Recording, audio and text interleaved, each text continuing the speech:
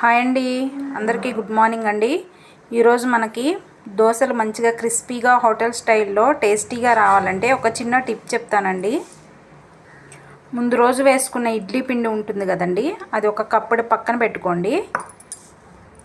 ఇది దోశ బ్యాటర్. ఈ బ్యాటర్లో ఒక కప్పు ఇడ్లీ పిండి యాడ్ చేసుకోండి. చూడండి, ఇలా వేసేసుకోండి. వేసి బాగా కలిపేయండి. దీన్ని దోశలా వేసి చూపిస్తాను ఎలా వస్తాయో. బాగా హీట్ ఎక్కిన పెనం మీద ఇలా ఆయిల్ వేసి రుద్దుకుందాం. ఇప్పుడు చక్కగా దోశ వేసుకుందామండి.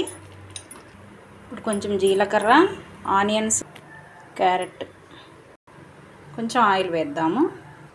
ఇప్పుడు చూద్దామండి దోశ ఎలా వచ్చిందో. చూడండి ఎలా వచ్చింది. చూసారా, perfect hotel style dosa, crispy and tasty అండి. ఓకే, అర్థమైంది కదండి. దోశ పిండిలో ఒక కప్పు ఇడ్లీ పిండి వేసుకోండి, చాలా బాగా వస్తాయి. చూసారండి, పర్ఫెక్ట్ దోశ. ఈ టిప్ మీకు నచ్చితే లైక్ చేయండి, షేర్ చేయండి, సబ్స్క్రైబ్ చేయండి. Thanks for watching. బాయ్ అండి.